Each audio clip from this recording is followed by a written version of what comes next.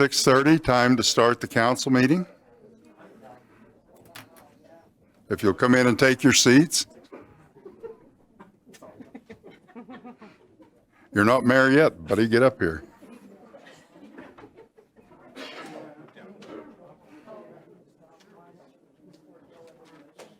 Okay, we'll start with the Pledge of Allegiance, and I've asked Pam Cotter if she'll lead us in the Pledge of Allegiance.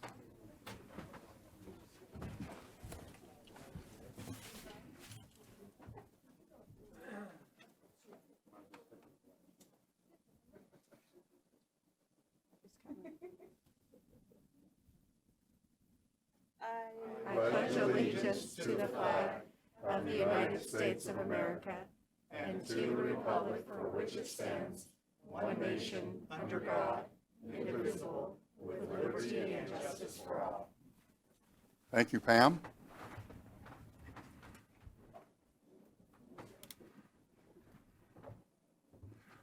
Okay, approval of the council meeting minutes, October 19th, 2021.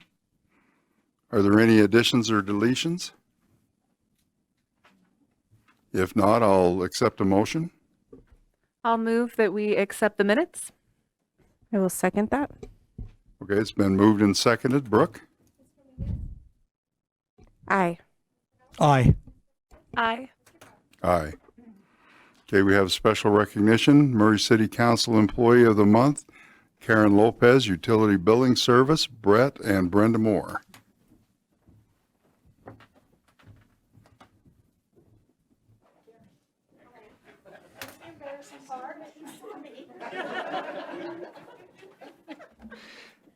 Karen, did you think we were going to do this without you standing up here? I was hoping. What? This whole crowd is here. Get over here, Karen. We love Karen, let me tell you.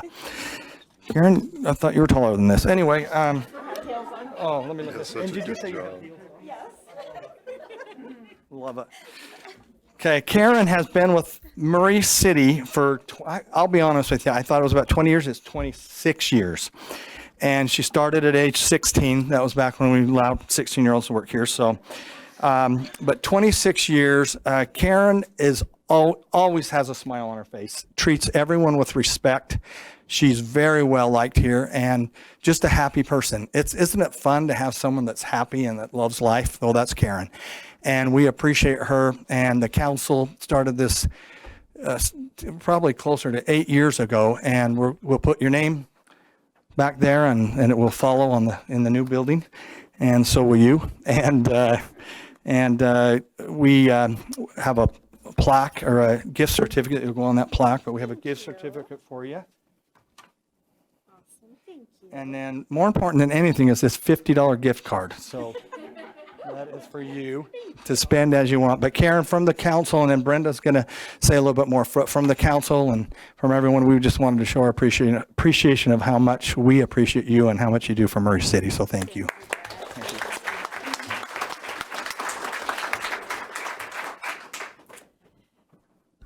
So actually, you started this program in January of 2013. Karen's name is the first name on that plaque. I did ask Brett if we could do repeats because most of the staff that hasn't received it in the finance and administration department are relatively new, and I don't want him to get a, swelled head yet. So anyway, Karen has been with the city for 26 years. She truly cares about the people that she supervises and about Murray citizens and making sure that things in the utility billing area are right and that she is getting everything right. As the supervisor, she gets all of the angry phone calls when they say, "Let me talk to your supervisor." And I usually panic the minute that she's gone and somebody says, "Let me talk to your supervisor," because that then becomes me. She is very patient and will let people yell and swear at her. It does affect her, but she does do her best to diffuse the situations. She is this type of supervisor that I think everyone loves to have. She cares about her employees. She is their friend, but also makes sure that they are doing what they need to do and doing it correctly. She provides great service to Murray City and our citizens. She did tell me, I don't know how many years back when we first started talking about the Munis system, that she had planned on retiring before we got off the HTE system because she had helped install the first HTE system 20 years ago. And she still stayed and helped us through that very hard, arduous project and managed to get everybody through it all in one piece. So it's a good testament to her and her supervisor skills. So. Thank you very much. Do you want to say? Thank you. I gotta move this down. Thank you. I would like to, if I can, just take a moment for my introductions and gratitude and let everybody know how much I love and appreciate them. In the last few years, I've, as all of us, have encountered the 3 C's, cancer, COVID, and the software conversion. Conversion, we all know. As far as, everybody's encountered or known somebody that was affected by cancer, I was actually lucky enough to have that 3 years ago, and I got through it fine. I realized who my friends were and who loved me, because I was overwhelmed by how much support that I had. I met my boyfriend, Kevin, not too long before that, and he stuck with me. He went to every doctor's appointment, every surgery. He took care of me, and I love him. We drive each other crazy, but he's been amazing. The second dreadful C, COVID. We've all been affected by that in one way or another as well. Either we've had it or we've known somebody, we've lost people to it. It's terrible. Our office has shown so much determination and drive through this, because our call volume during COVID was incredible. And the software conversion. That had a little something to do with it. But we've also were affected. We had people out because of it, and everybody stepped up to the plate. And I cannot thank them enough for, everything that they've done. Aside from showing me support personally and as a supervisor, they have just been amazing. Couldn't ask for any more. The conversion part, that made everything else seem like a piece of cake. But no, and that again, I have to thank again my staff, IT, for helping us get through everything, help us fix things. We still have a long road ahead of us as far as that goes, but everybody has just been so incredibly amazing, and I can't thank you enough. I love you all. Brenda, you've been awesome. She's allowed me to make my mistakes. In over 26 years, I've made a fair amount of mistakes. She lets me or urges me to get them fixed, and you move forward and not beat yourself up, as I do. And I appreciate her so very much. I feel like I can talk to her about anything and everything, and she's been wonderful. So I love you all. Thank you so much for giving me a great job and a life that I absolutely am grateful for in every way. And I'm glad to be a part of Murray City.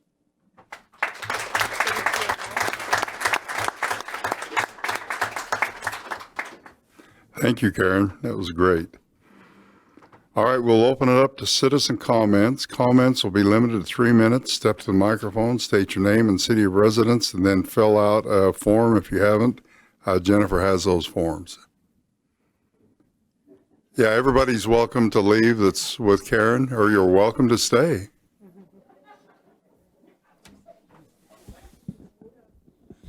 Hello, council members. By now, I suspect you may be getting tired of hearing from me each time, but I'm going to come up each time because these meetings are so less frequent than other council meetings.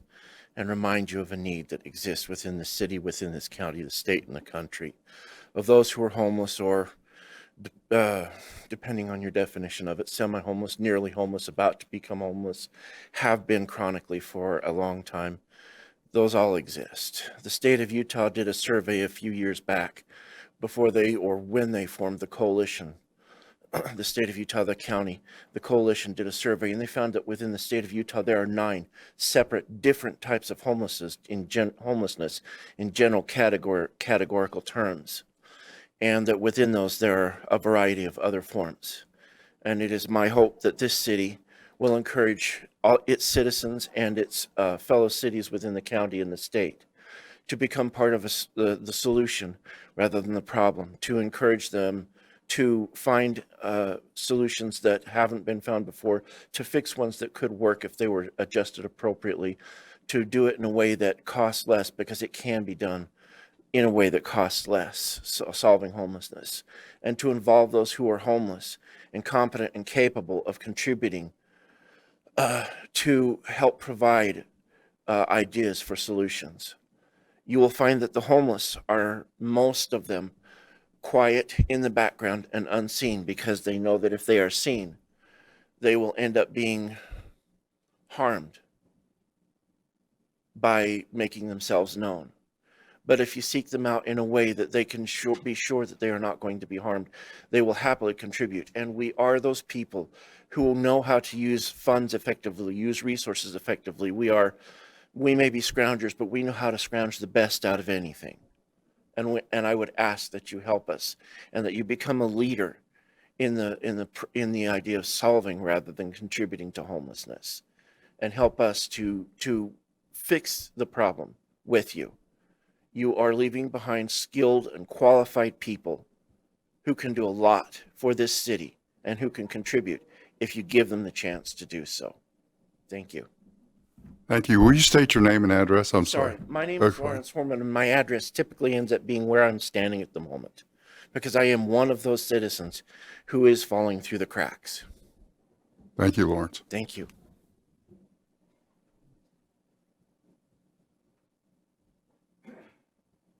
Hi, Council. Janice Strobel, District 3. And I'd like to kind of expand a little bit on some of what Lawrence is saying, and one of the issues that really is difficult for those that end up dealing with close to homelessness is affordable housing. And I'm hoping to encourage the council to look very closely at the Utah Housing Preservation Fund that has been started by a prominent developer here in Utah, and many other companies have gotten involved, and they've gotten some good funding already in place, and the idea of it being in perpetuity, however you say that. And what they're doing is they're looking to rehabilitate existing housing units without moving out tenants and without raising rents. And this program, I believe, and I think the ones that have already used this program have been a very valuable way to help residents much more than new builds and their high rents are doing for our community. So we need to look beyond what new builds can bring and how that can add to the housing needs that we have in our community. And I'd like to wonder if there's a way that we can expand the role of our city's planning department and yeah, you guys already do a ton though, but to not just reflect on the new builds that are coming into our community, but how can we accentuate best use of what are existing in our community, because that's more than 50% of our community. We've got to look at how we can continue to improve what we've got instead of just let's bring in the new development that can add to the city too. Then I want to talk a little bit about mixed use and how it's being talked that mixed use is just the viable option that we have today. And I do think there's a lot to that, but we need to look at what our current mixed use developments are. How viable are they? How do they reflect that viability? Because right now, the current mixed use do not have just a ton of empty space. They are not being very well utilized with the build that's happening there. I do feel that the VMU and CMU zones are looking at different ways for that mixed use to look than how some of our current mixed use looks. That can be helpful. And I really think it was nice what was shared in the COW, what the time that Boyer has taken to rework their ideas for the RC Raleigh property that looks to address many of what was expressed by residents during the Planning Commission meeting. And I'm wondering, will the city, oh, really? Will the city present those Boyer's revised plans prior to the public hearing? There's got to be a way to get more citizen engagement than just the public meetings of the Planning Commission and public hearings, because the citizens need some time to look at what Boyer's willing to do for their community before it just goes to the public hearing. That's my thoughts. Thank you. Thank you, Janice. Anyone else?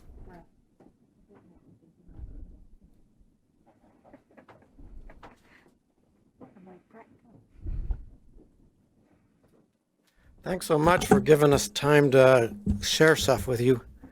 As you know, I've been very interested in our downtown, and I just wanted to thank the mayor and the planning folks for having that great tour. We didn't have like snacks in my car. I don't know about your bus. But it was just as a citizen, as a taxpayer, it was just so, I mean, you guys sit up there and you do such great work, but sometimes we forget that the taxpayers, we don't know how much contact other than this kind of contact, which is, it's just so one way. I mean, you've got to figure that out.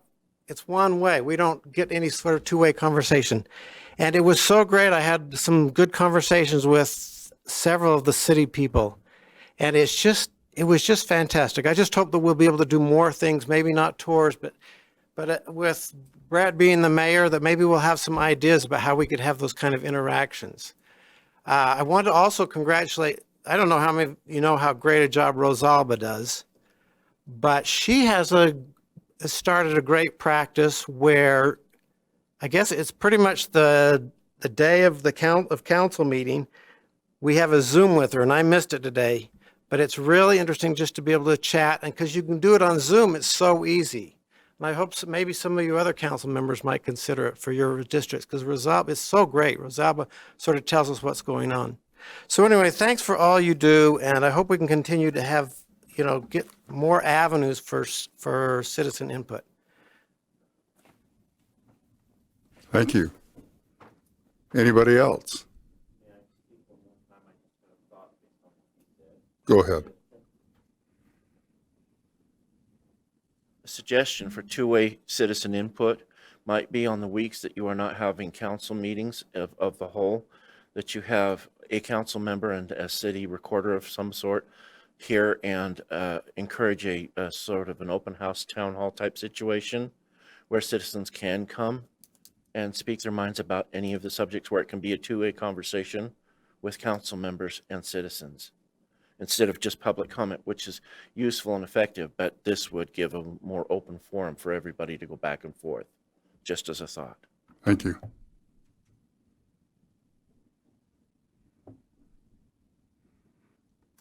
I'm Gary Weston. I live at 809 East Southwood Drive here in our good city of Murray. I wasn't going to say anything, but now I understand a matter that is not probably going to be discussed here this evening is something I just want to give some input on, and that's with regard to the proposed Boyer development on 900 East in Winchester. I have a concern. If they continue with their application, you'll be called upon to make a vote on that on December 7. I'm concerned about the vote, one way or the other, and the reason I am. I think what our city needs is this august body have the opportunity to retain jurisdiction, to treat some of these zoned areas as conditional, like a conditional use permit. A conditional zone, where even though you've granted the zoning and you provide the zoning that, for example, the Boyers want here, that notwithstanding anything that comes to be actually constructed there will have to come for your approval, just it would with regard to a conditional use permit that the Murray City Planning Commission would deal with. Some of the properties we have in Murray are just too important for them just to be one rezoned, and then all of a sudden they have a broad use base, and the person who sought the zoning and obtained the zoning can back out, sell the property to someone else who comes back with a brand new, different project altogether that is completely contrary to what I believe we would want here in Murray City. There has to be a bottleneck, someone who always has the final say, the final per usual. And that doesn't happen unless you have in place what I would call a conditional zone. And that's not in your master plan, as I now understand. My thinking is what would be excellent before this council has to again address what's going to happen there. And what I call the Boyer Project is, first of all, to have an opportunity to take a look at the master plan, to add to that, supplement that, to put in a conditional zone so that even though you grant the zoning that's requested in that particular zone, you have the opportunity to look at it again, any development that comes in there. Your city attorney can address that with you better than I can. Thank you for your time very much, and for all you do. Thank you. Thank you.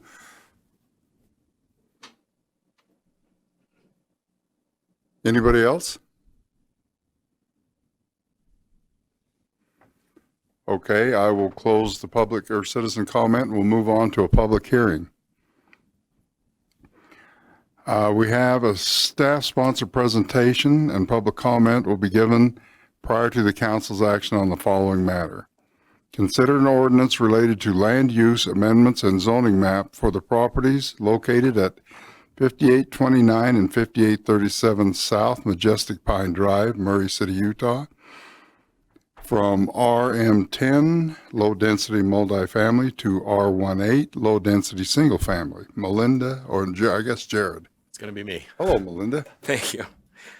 Thank you very much. I appreciate it. And this is a simpler zone map amendment than the committee of the whole discussions. But let me just run through these as I can. The addresses that you mentioned correspond to these properties on Majestic Pines. There are two parcels in back of existing lots on Majestic Pines that are under question for rezoning.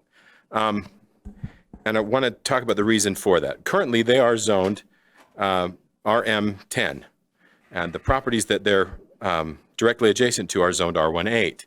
The Hansons and McDonoughs own those properties and have purchased these parcels and would like to join them to their own properties. We don't like to have properties that are in two zones. So we asked them to consider rezoning or ask for a rezoning before we process a lot line adjustment and lot combination for them. Just to show you a couple of pictures of the back part of the property, the reason that the Hansons and McDonoughs have purchased them is to add them to their properties and keep them as they are, not see them flag lot subdivided, et cetera. That's their intention. And we support that as staff. There's no reason that we can see zoning wise not to allow them to just make their properties larger and continue to use them for single family purposes the way they have. Susan put this together, did a lot of research. She's our research machine, Susan Nixon, in our department. This property was subdivided out over two different times, and that's how it ended up in the RM10 zone. It didn't get developed in the RM10 zone, came up for sale, and the Hansons and McDonoughs purchased it in order to do what I've described. The Planning Commission reviewed this request for rezoning on September 2nd. They voted 6-0 to recommend approval to you. There were no public comments received, no opposition to it at the time. And we are recommending approval to you as well as the staff. So you have any questions about this project for us, about the request? Any questions? Okay, we'll open it up to the public hearing. Is there anybody here that wants to speak on this? Seeing none, I'll close the public hearing and bring it back to council. Can I make a motion? Please do. Okay. I move that we approve an ordinance relating to the land use amends the zoning maps for the properties located at 5829 and 5837 South Majestic Pine Drive, Murray City, Utah, from RM10 low density multifamily to R18 low density single family. Do I have a second? I'll second that. Okay, having been moved and seconded, Brooke? Aye. Aye. Aye. Aye. Okay, we'll move on to business items. Consider a resolution adopting the regular meeting schedule for Murray City Municipal Council and calendar for 2022. Jennifer. Thank you. In your packet was next year's council meeting schedule along with a list of 2022 anticipated events. Basically, the council schedule remains the same, meeting the first and the third Tuesdays of each month. The only exception is in August. The meetings are scheduled for the first and the fourth Tuesday due to the UAMPS conference. And historically, we've only held one meeting in December and canceled the second one. So we've only scheduled one meeting for next December. And I can answer any questions you guys have. Does anybody have any questions? No. I'll take a motion.